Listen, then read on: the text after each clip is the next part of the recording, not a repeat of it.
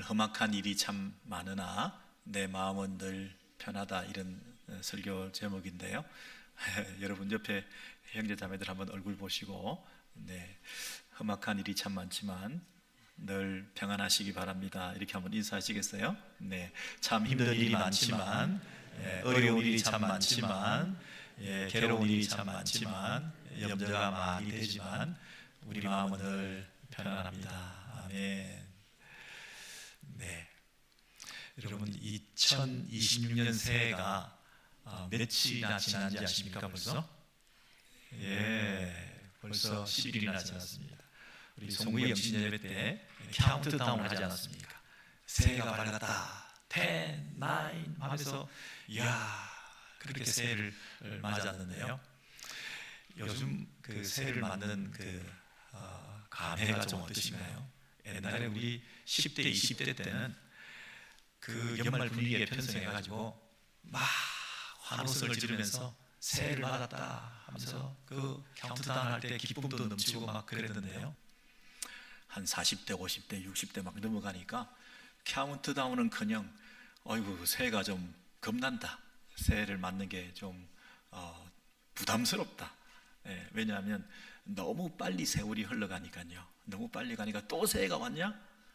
이런 불편함이 있습니다. 그리고 인생이 또 너무 짧은 것 같습니다.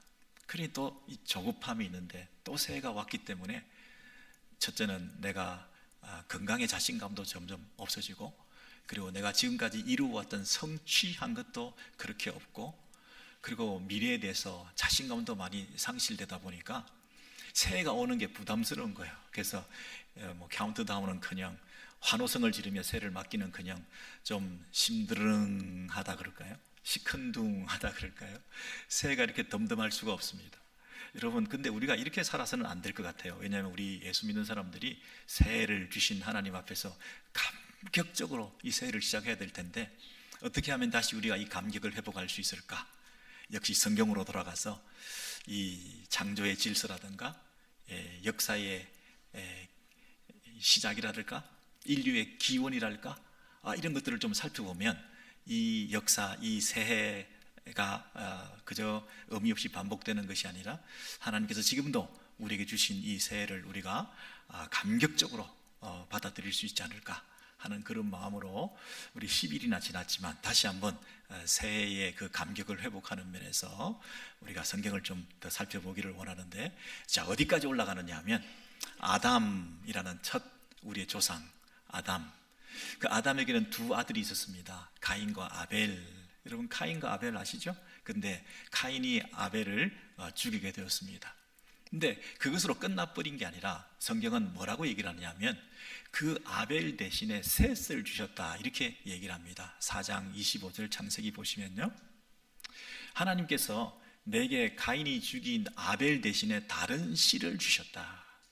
그러니까 원래 가인과 아벨이 각각 자신의 그 계열을 따라 확장되고 있었는데 마치 하나님의 뜻이 좌절된 것 같은, 그래서 가인이 아벨을 죽인 그 이후에도 하나님의 그 약속과 계획은 계속된다는 면에서 아벨 대신에 다른 씨를 주셨다. 누가 주셨다고요? 하나님이 이 역사를 계속해 가시는 어떤 뜻이 있다, 이런 뜻 아니겠습니까? 근데 그 셋이 아들을 낳고 그때에 사람들이 비로소 여호와 이름을 불렀더라, 이렇게 되어 있습니다. 여러분, 그때는 언제입니까? 이제 셋과 에노스라고 하는 새로운 계보가 탄생하고 그들이 하나님의 이름을 처음으로 불렀다. 그동안은 안 불렀다는 얘기죠. 그 말은 이제 가인의 계열은 자기 개발에 몰두하고 자기가 성을 쌓고 스스로 안전을 구축하고 자기가 자기 힘으로 살아가려는 이런 몸짓으로 막 애를 쓰는 그런 사람들이어서 하나님을 찾지 않았다, 이런 뜻이죠. 하나님을 예배하지 않았다, 하나님을 그렇게 필요치 않게 생각했다, 우리 스스로 살아보겠다고 하는 그런 계열이 가인의 계열이라고 한다면, 이제 셋의 계열은 이제 비로소 그때야 하나님을 불렀다는 얘기는 우리의 도움은 하나님께 있습니다. 우리는 스스로 살 수가 없습니다. 하나님을 높이고 예배하는 것이 우리의 가장 중요한 인생의 의미이고 목표이고 우리가 사는 방법이고 하나님의 도우심으로 우리는 살아가겠습니다 라고 하나님의 이름을 부르는 부류의 사람들이 생기게 되었다는 것입니다. 그래서 인생은, 세상은 두 가지 부류의 사람들이 있습니다. 근데 이것들이 섞이게 되면 이 희석되는 관계를 통해서 하나님을 점점점 더 멀어지게 할 가능성이 많습니다. 악과 선이 만나면 악으로 기울게 돼 있지 선으로 끌고 오기가 참 어렵습니다. 그래서 6장 1절부터 쭉 보시면 사람이 번성하기 시작했을 때 하나님의 아들들이 사람의 딸들의 아름다움을 보고 자기들이 좋아하는 아내로 삼는지라. 이런 가인의 계열과 이 셋의 계열이 서로 섞여서 이렇게 살다 보면 서로 혼합하게 되고 서로 통혼하게 되고 하면서 하나님만 섬기는, 하나님만을 예배하는 그 부류의 삶을 계속 지속해 나가기가 어렵게 되어서 쉽게 세상과 동화된다. 쉽게 세상 사람들처럼 살게 된다. 그것이 첫째는 외모요, 외적인 아름다움을 추구하는 것이고, 둘째는 네피림이라고 상징되는 용사, 큰 힘과 외모와 이 세상을 추구하는 그 쾌락적인 삶을 따라서 하나님을 굳이 섬기지 않는 사람들로 세상이 죄악이 관영하게 된다, 이렇게 얘기를 하고 있습니다. 그것을 한마디로 얘기하면 이런 그들이 육신이 됨이라 그랬습니다. 그 말은 하나님과 영적 교제가 단절되었다 이 말입니다. 더 이상 하나님을 찾지 않는다. 그러므로 하나님의 임재와 하나님의 보호를 필요치 않는다. 그게 뭐냐면 여호와께서 나의 영이 영원히 사람과 함께하지 아니하리니 그렇습니다. 하나님의 임재와 하나님의 보호를 필요치 않는 그들과 하나님께서는 함께하지 않으시겠다. 그들은 세속적, 세상적, 쾌락적, 인간적 삶을 추구하기 때문에 하나님께서는 그들을 육신이 되었다. 그렇게 영적 교제가 하나님과 단절된 이 세상을 향해서 하나님께서 한탄하셨습니다. 하나님께서 한탄하셨다는 얘기는 인간적으로 한탄했다는 얘기가 아니라 우리가 이해하기 쉽게 한탄했다, 후회했다라는 표현을 통해서 하나님이 그만큼 이 세상을 향해서 마음 아파하셨다, 그런 뜻이죠. 그래서 그분이 항상 인간들이 생각하고 계획하는 것이 악할 뿐임을 보시고, 자, 보시고에 밑줄을 치시고요. 보시고 사람 지으셨음을 한탄하사 내가 창조한 사람으로부터 가축과 기는 것과 공중의 새까지 다 지면에서 썰어버리겠다. 내가 창조한 것, 내가 창조했다는 얘기는 뭐냐면 내가 창조한 원래 의도가 있지 않냐. 내가 피조물을 이 땅에 만들어서 내가 교제하고 그들을 통해서 영광받기를 원하는 하나님의 창조에 디자인한 그 의도가 이 땅에 실현되지 않고 있을 때 이 창조가 지속되는 것은 의미가 없다, 이런 뜻이죠. 원래 창조할 때 물이 물러가고 창조가 묻이 드러나고 창조가 이루어졌는데 이제 창조의 반대는 뭡니까?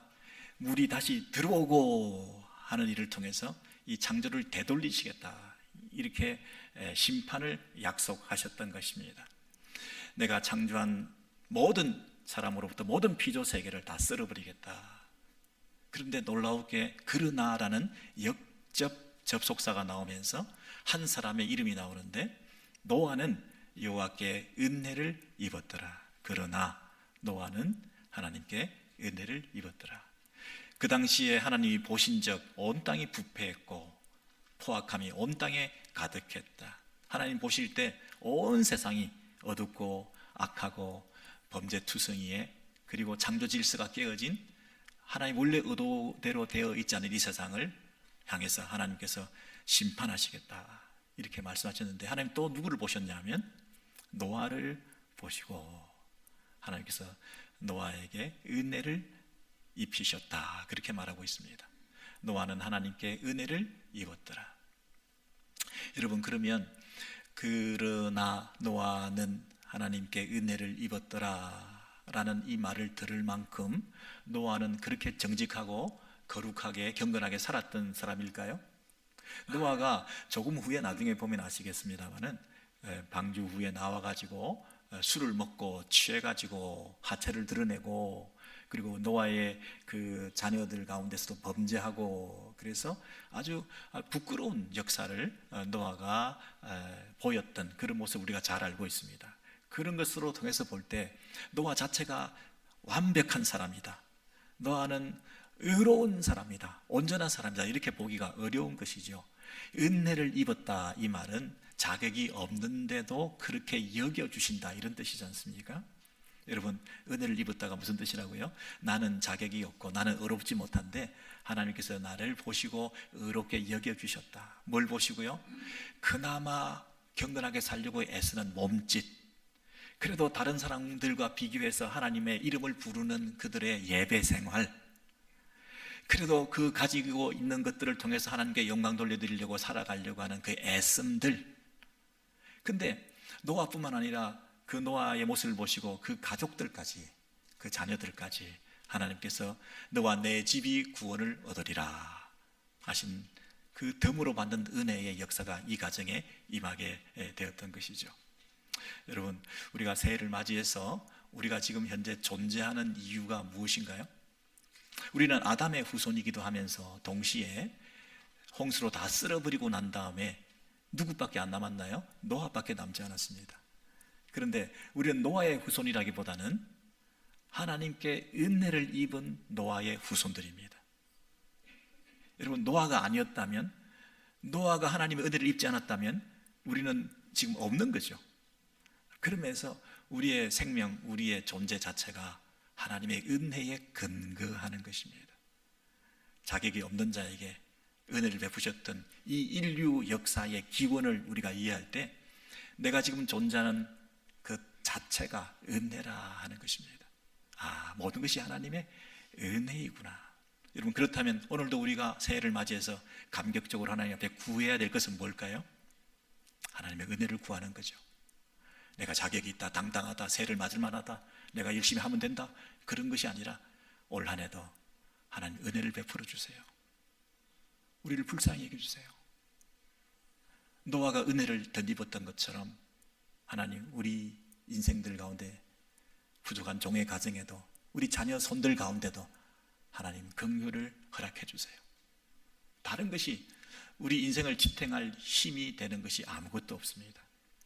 저와 여러분이 새해를 당당하게 힘있게 살아갈 수 있는 그 지탱하는, 여러분의 인생을 지탱하는 힘이 뭐라고요? 하나님의 은혜입니다. 여러분, 이 말로만이 아니라 진짜 우리가 하나님의 은혜밖에 없습니다. 이런 고백이 있으면 하나님께서 그를 긍휼히 여겨주시고 은혜를 덧입게 하셔서 노아 한 사람을 통해서 그 많은 후손들이 살아날 수 있었던 것처럼 우리 한 사람 한 사람을 통해서 새해에도 하나님의 놀라운 역사가 있게 될 줄로 믿습니다.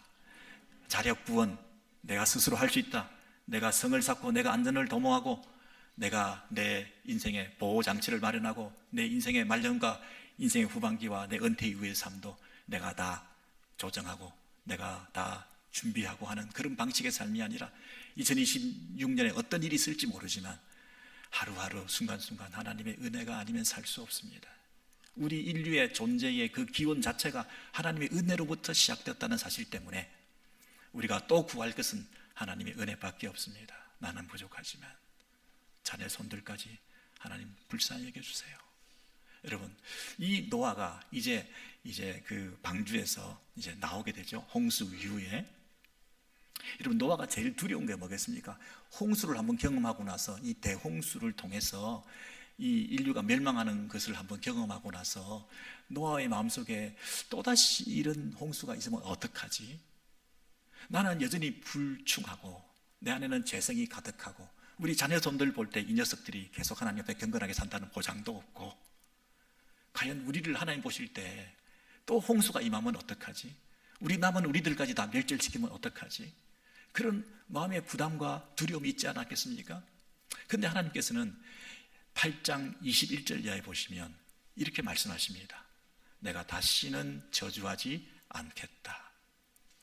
내가 전에 행한 것 같이 모든 생물을 멸하지 않겠다. 여러분, 이게 다시라는 말이 나오고 있는 것이 우리에게 은혜입니다. 다시 그런 일이 없다. 우리는 불안한데 또다시 무슨 일이 있지 않을까? 다시는 그런 일이 없다. 염려하지 마라. 그러면서 땅이 있을 동안에는 심음과 거둠과 추위와 더위와 여름과 겨울과 낮과 밤이 쉬지 않겠다. 중단되지 않고 계속 흘러가겠다. 이렇게 말씀하고 계십니다. 그런데 이 말씀을 누가 누구한테 하는 말씀인가요? 누가 누구한테? 여호와께서 그 중심에 이르시되 그렇습니다. 하나님께서 스스로 자신에게 그 말씀을 하고 계신다는 것입니다. 여러분, 이것이 정말 우리에게 위로가 됩니다. 하나님께서 스스로 다짐하시면서 당신에게 말씀하고 계십니다. 우리는 흔히 누구 이름을 빌어서 내가 맹세할게, 누구를 근거로 해서 우리 아버지 이름 대고 우리 어머니 이름 대고 내가 맹세할게, 뭐 그런 얘기를 하지 않습니까?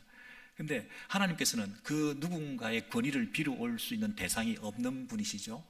유일자존자이시고 최종적인 권위를 가지신 그분께서는 스스로 자기에게 말씀하실 수밖에 없는 거죠. 근데 그것이 가장 최종적인 최고의 권위를 가지는 것이고 불변하는 약속이라는 것을 우리가 믿으실 수가 있으시겠죠. 그런데 그분께서 절대로 다시는 저주하지 않겠다. 근데 어떻게 한다고요? 이전에 했던 것과 같이 멸하지 않겠다 이렇게 얘기하죠. 하나님께서는 어떤 다른 계획이 있으신 것 같아요. 다른 계획이 있으신 것 같다. 이전에 홍수로 멸했던 그런 방식으로 우리를 멸하지 않게 하시고 추위와 더위, 심음과 거둠, 여러분 이 낮과 밤, 여름과 겨울이 반복되게 해주시겠다 이렇게 말씀하셨죠. 우리는 흔히 자연 법칙에 의해서 계절이 바뀌고 해가 바뀌고 낮과 밤이 바뀌고 자전과 공전이 이루어지고 이렇게 생각을 하는데 오늘 말씀에 의하면 자연 법칙에 근거하지 않고 하나님의 자비와 긍휼에 근거해서 하나님께서 그 심판을 유보해 주신다 그렇게 얘기를 하고 계십니다. 여러분, 그렇게 심판을 유보하시고 계속 이 세상을 지속해 주시겠다고 하는 이 보존의 약속을 주신 그 근거가 뭔지 아십니까? 우리가 그럴 만한 삶을 살았기 때문에? 아닙니다. 우리 그 다음 줄 보시면 8장에 보시면 21절에 이는 사람의 마음이 계획하는 바가 어려서부터 악하기 때문이다. 이유를 말하는 접속사에서 분명히 얘기하고 있습니다. 왜 내가 저주하지 않느냐 하면 사람이 어려서부터 악하기 때문이다. 그래서 내가 다시는 심판하지 않고 계속 이 세상을 보존해 주겠다 이렇게 말하고 있습니다. 여러분, 이 사실을 믿겨지십니까? 이 세상이 지금 아름답게 또 모든 것이 자연스럽게 우리 인생이 이렇게 행복하게 살아가게 되는 것은 그 심판이 유보되고 있는 이유가 뭐라고요? 내가 잘했기 때문이 아니라 우리의 악함 때문에 우리를 여전히 보존해 주시겠다 이렇게 얘기를 하시는 거예요. 여러분, 그렇다면 우리의 마음속에 어떤 생각을 가지셔야 되겠습니까? 와, 이게 우리의 어떤 생각과 계획에 의해서 우리의 잘남과 우리의 칭찬받을 만한 행동에 의해서 이 세상이 보존되고 있는 것이 아니라 우리에게 가능성이 없기 때문에, 우리가 고장났기 때문에, 우리는 치유불능이기 때문에, 우리는 고칠 수 없는 악함을 타고났기 때문에 우리를 그냥 내버려 두시면 이 세상은 더 악해지고 하나님께서 이 세상을 멸절할 수밖에 없는데 하나님께서 이상한 미련을 가지시고 하나님이 이상한 어떤 지속적인 변함없는 끝없는 어떤 당신의 연민을 가지고 우리를 바라볼 때 그 노아 같은 한 사람, 부족한 사람이지만 그래도 그 인생을 통해서 남은 자를 남기시고 그루터기를 남기셔서 이 세상을 향한 당신의 그 사랑을 지속해 가시겠다고 하는 그 이해할 수 없는 하나님의 그 눈먼 사랑 때문에 또 속으시면서 또 우리에게 기회를 주시고 은혜를 연장시켜 주신다는, 새해를 또 한 번 허락해 주신다는 사실이 주는 그 감격과 감동, 이것이 우리에게 있어야 되지 않을까요? 이 은혜를 주신 것이 자연 법칙에 의해서 돌아가고 있는 것이 아니고요, 하나님의 그 사랑에 근거해서 우리의 선행과 우리의 잘남과 우리의 공로에 근거해서가 아니고요, 우리의 악함에 근거해서 우리를 더 은혜를 베푸신다는 그 하나님의 마음이라는 걸 여러분 어떻게 우리가 이해하고 설명할 수 있을까요? 어떤 채권자가 재무자에게 야, 너 갚을 능력이 안 되니까 이 친구야 언젠가 때가 되면 갚아 하고 내버려 두기로 하고 더 이상 채근하고 돈 갚아라 돈 갚아라 그 얘기 안 하고 그냥 내버려 뒀어요. 그랬더니 이 재무자가 빚을 잊어버렸어. 내가 돈 빌린 적도 없는 것처럼 생각을 하고 살고 있어. 그리고 때로는 자기 할 거는 다 해. 그러면서 돈은 안 갚아. 예? 여러분, 이 모습이 지금 우리들의 모습이 아닐까요? 심판을 유보해 놓고 있는데 매일의 그 심판의 유보의 근거와 이유가 무엇인지 하나님의 긍휼과 사랑이라고 하는 당신의 눈먼 사랑, 나 같은 것을 향해서 아직도 기대하고 계시는 그분 앞에서 내가 하루하루를 어떻게 살 것인가에 대해서 생각하지 않고 마치 이것은 당연히 주어진 하루인 것이냐, 이것은 당연히 또 새해는 당연히 자연 법칙에 의해서 주어진 것이니까 자동적으로 온 것이니까 나는 이것에 대해서 그렇게까지 감격하고 감사할 필요가 없다고 생각하며 살아가는 그 모습이 우리들의 그 재무자의 모습이 아닐까요? 와, 정말 하나님께서는 우리 각자에게 이런 은혜를 베풀어 주셨는데 조금만 추워도, 여러분 조금만 추위가 와도 아 이거 못 살겠다. 근데 사실 잘 생각해 보면 얼마 전에 더웠습니다, 여러분. 그죠? 얼마 전에 더웠는데 그 더위로 끝날 뻔한 세상이었는데 추위를 주신 거잖아요. 그러니까 우리가 맞게 된 이 추위라는 것은 얼마나 감격적인 건가요? 이 추위라는 것이 있기 전에 더위로서 세상이 끝나버렸으면, 오늘 낮이 왔는데 아침이 밝았는데 어제 밤으로서 그냥 세상이 끝나버렸으면, 또 한 번의 홍수가 왔다면, 지난해 인생을 마감해 볼 때 이것은 심판받을 수밖에 없는 우리의 죄악된 모습을 쓸어버리지 아니하시고 또 한 해를 연장시켜 주셨다고 생각할 때 이 새로운 한 해는 얼마나 감격적으로 감사함으로 우리가 맞아야 될까요? 여러분, 어두운 밤을 두려워하고 탓하고 무서워하고 추위를 겁나하고 싫어하고 이 추위를 주신 것에 대해서 불편해하고, 여러분 인생에 여러 가지 험악한 일들이 생기는 것에 대해서 우리가 불편해하고 그렇게 살아갈 것이 아니라 또 하루해를 주셨다, 또 새날을 주셨다. 이 험악한 일들 가운데서도 내 마음이 편한 이유가 있다.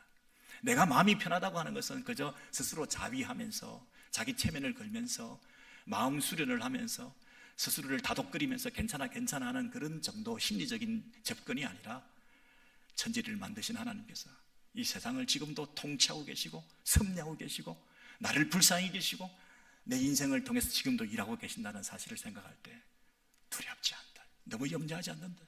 이 험악한 일 가운데서도, 이렇게 왼수 같은 사람들 앞에서도, 이렇게 극정근심이 태산같이 많은 삶의 이 연속 가운데서도 내 마음에 이 평안함은 누가 주시는 거냐? 하나님이 책임져 주시는 거 아니냐? 여러분, 이 땅에서 너무 잘 됐다, 성공했다, 우리가 기고만장하고 내가 잘 되어서 내가 잘나가지고 잘 된 것 같고 그렇긴 할 때도 있지만, 그 모든 것이 사실은 하나님이 연장해 주신 시간이 없었다고 한다면, 여름 다음에 겨울을 주시지 않았다고 한다면, 낮 다음에 밤을 주시고 밤 다음에 낮을 주시고 추위가 지나서 또 더위가 오고 하는 이런 삶의 연속을 하나님께서 허락해 주지 아니하셨다면 우리가 잘 되고 잘나고 우리가 내세울 만한 그 모든 자랑거리들이 무슨 의미가 있습니까? 모든 게 하나님의 은혜로 우리에게 주신 것이구나.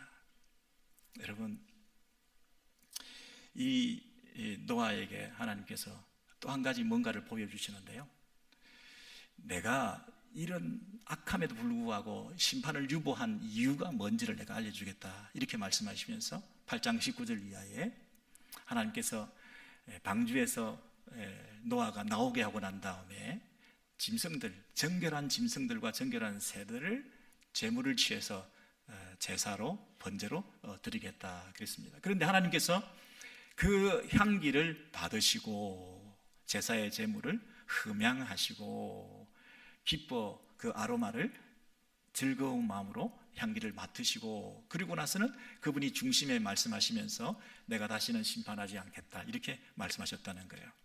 여러분, 이 논리를 보십시오.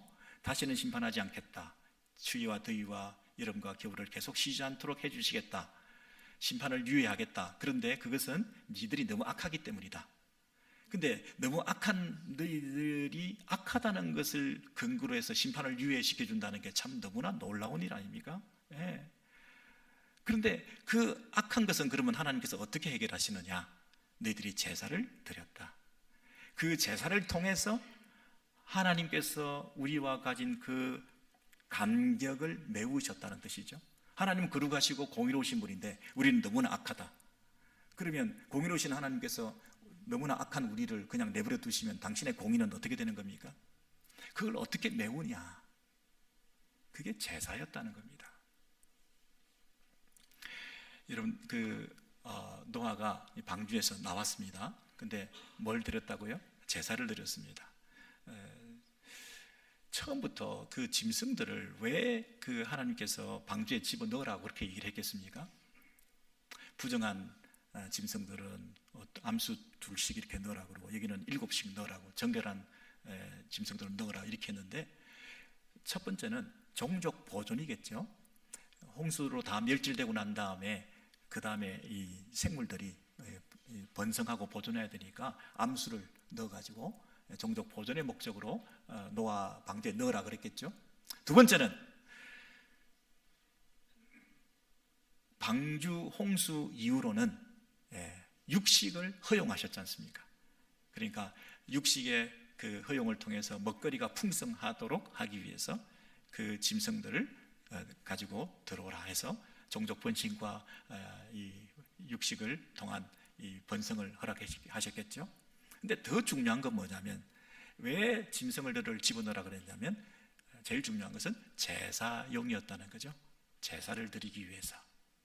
여러분, 이 짐승들이 방주에 들어와 있다가 이제 그동안 오랫동안 거의 1년을 버티고 있다가 얼마나 힘들었겠습니까? 밖에 얼마나 나오고 싶겠습니까? 그래서 방주문이 열리고 나왔을 때 짐승들도 살았다 이제.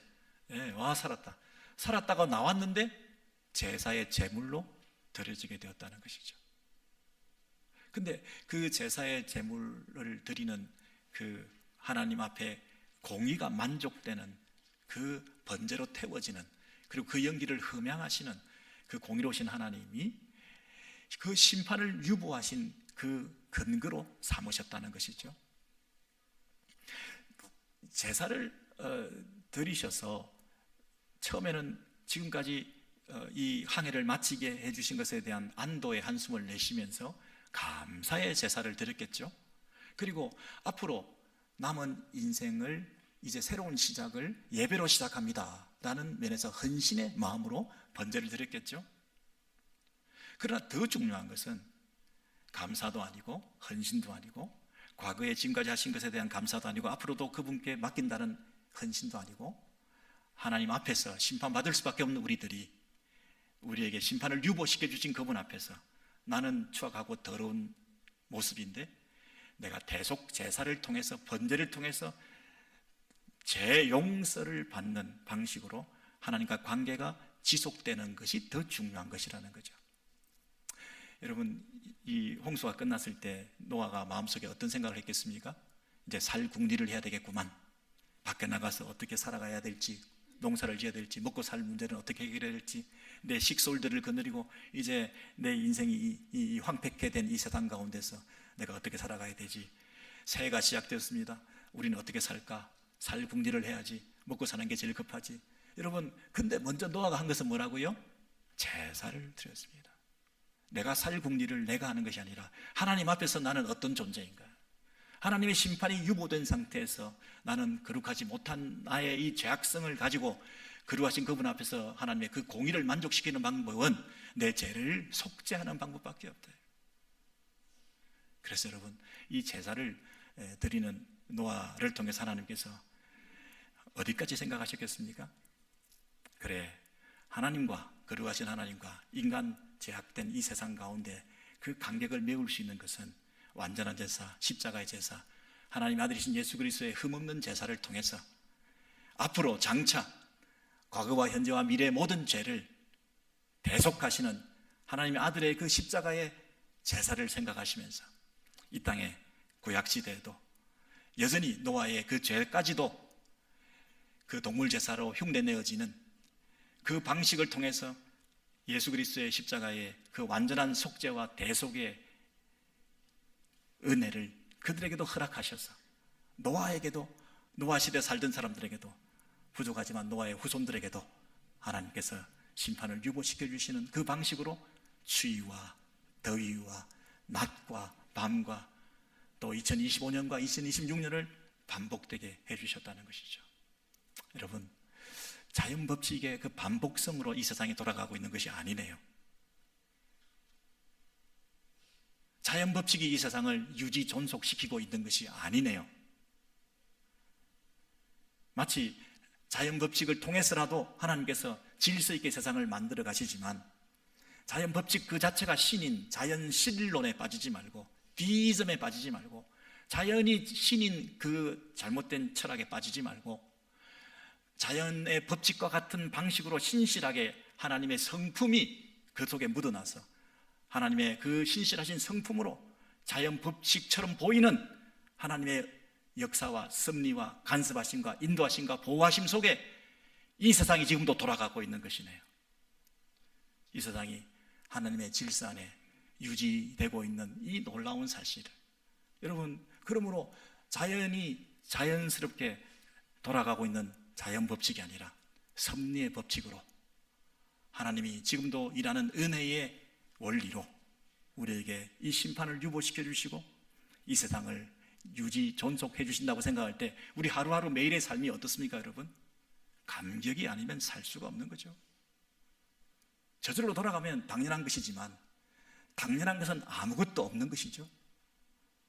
오늘 하루에가 그저 주어진 하루에, 던져진 하루에, 우연의 일치로 일어난 하루에가 아니라 하나님의 선물로 유보해 주신 그 심판 때문에 예수 그리스도의 피의 공로로 우리에게 주어진 새로운 하루라는 생각을 할 때 얼마나 감격이 될까요?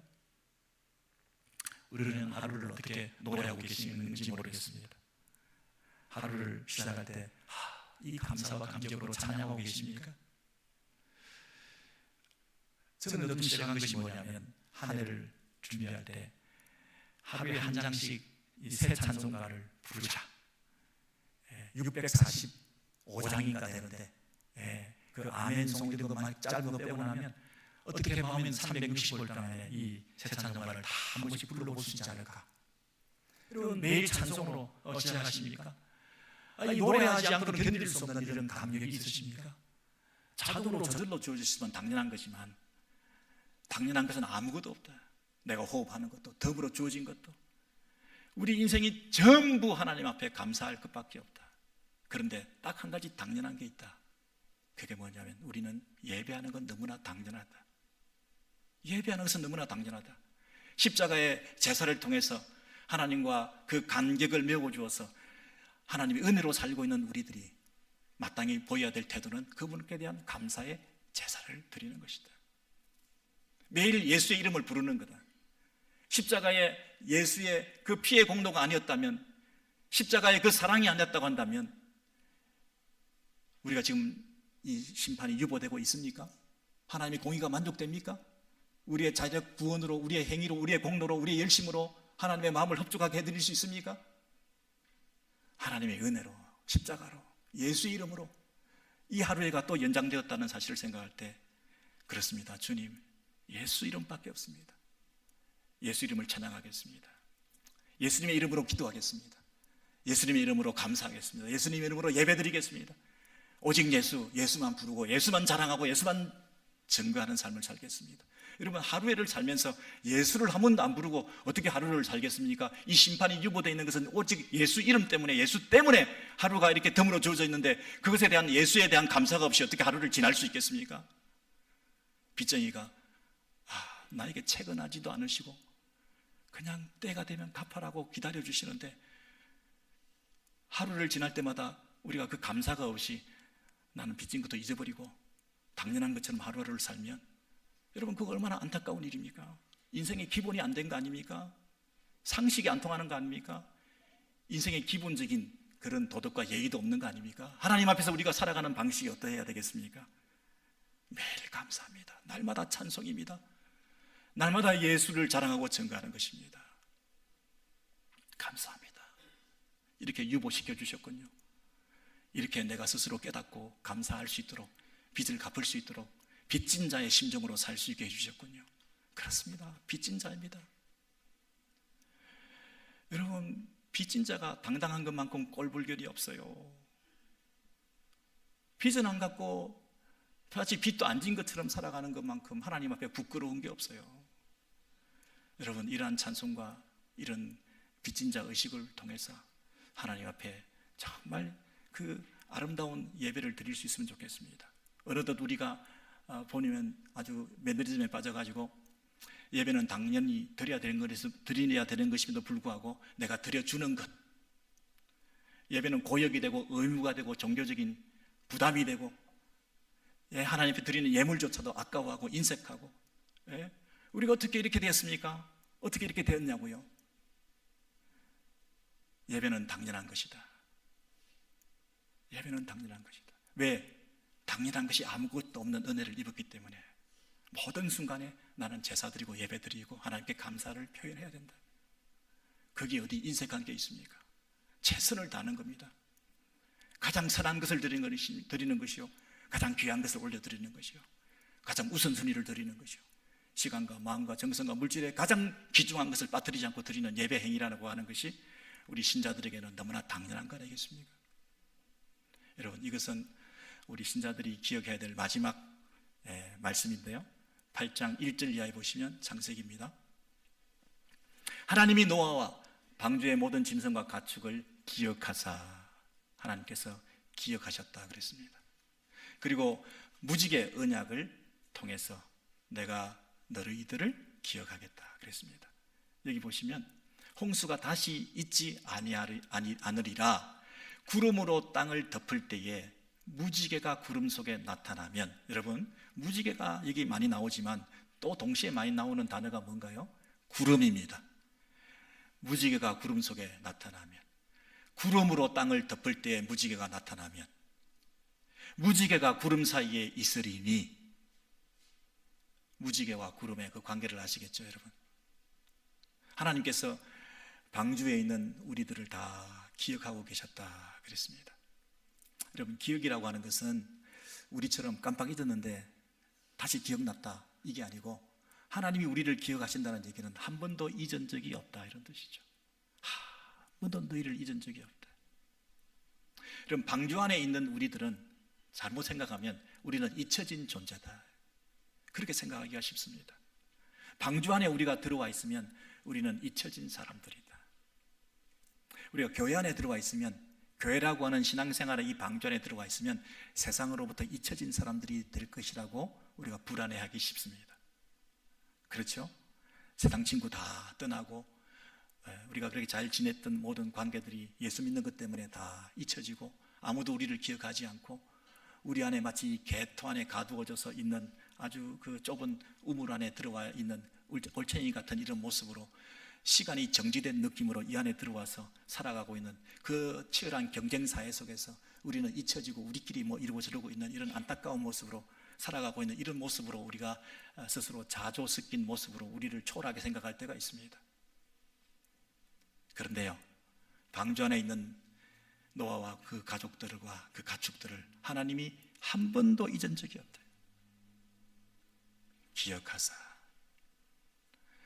여러분, 저와 여러분을 하나님께서 한 번도 잊은 적이 없으신, 우리를 끝까지 기억하고 계시는 살아계신 우리 하나님이 우리 인생길을 친히 인도하시되 당신의 때에 우리를 이끌어내실 것이다.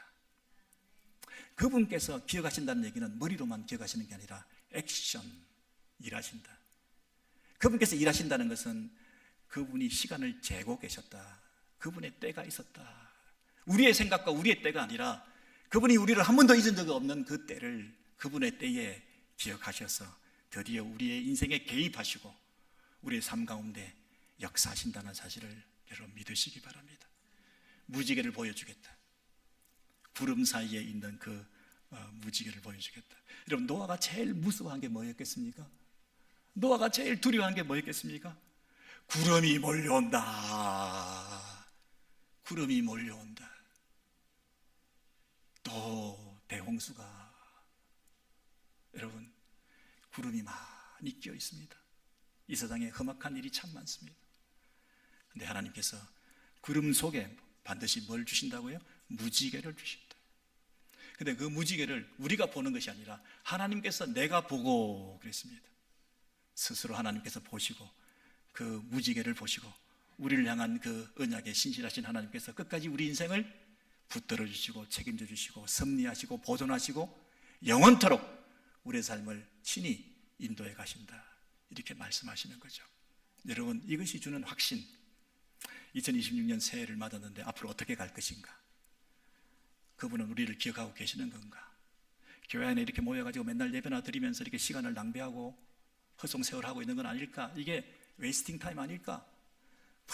경쟁사에 가서 살아남아야 되는데, 여러분, 그런 마음의 부담과 조급함이 생길 때에 2026년을 우리가 어떻게 해야 될까요? 새해를 뭐로 시작한다? 예배로 시작한다. 하나님 앞에 드리는 그 제사를 통해서 하나님과 관계를 회복하는 것이 더 중요하다. 내가 살 궁리에서 사는 게 아니라 하나님이 우리를 살게 해주셔야 살 수 있다. 그분과의 관계를 회복하기 위해서 내 안에 더럽고 추하고 악한 것들을 제거해 주신 예수의 십자가 보혈의 능력을 의지하고 날마다 감사와 찬송을 드리면서 주님을 주님으로 인정하는 삶을 살아드릴 때에 이 인생의 역사에 이 창조와 우주 만물의 신이 주관자가 되시고 대홍수를 일으키셔서 다 멸절시켜도 마땅한 이 세상 가운데서 하나님 은혜로 노아 한 사람을 살리셔서 지금도 지속해 가시는 것처럼 나 같은 것을 통해서도 당신의 역사는 계속되고 있다. 우리 신앙 공동체 오렌지힐 교회를 통해서도 하나님의 일은 지속되고 있다. 지속 가능한 것이 세상에는 아무것도 없는데 오직 예수 그리스도 안에서 지속 가능한 하나님의 나라는 확장되고 우리를 통해서 일하고 계신다. 여러분, 감격이 되지 않습니까? 새해가 이렇게 우리에게 주어진 하나님의 은혜로 주어진 하나님의 이 인도하심과 언약 안에서 새롭게 보존해 주시고 이 역사를 이끌어가고 계시는 하나님의 섭리가 있다는 사실을 생각할 때 이 하루하루가 얼마나 감동이 되겠습니까? 우연히 주어진 하루가 아니라 내게 선물로 주신 이 하루를 매일 감격적으로 찬송하며 살아가심을 통해서 2026년도에 성공하시고 행복하시고 하나님 앞에 칭찬받는 한 해를 살아가시는 저와 여러분 되시기를 주의 이름으로 소원합니다. 자리에서 일어나셔서 함께 찬송하시겠습니다.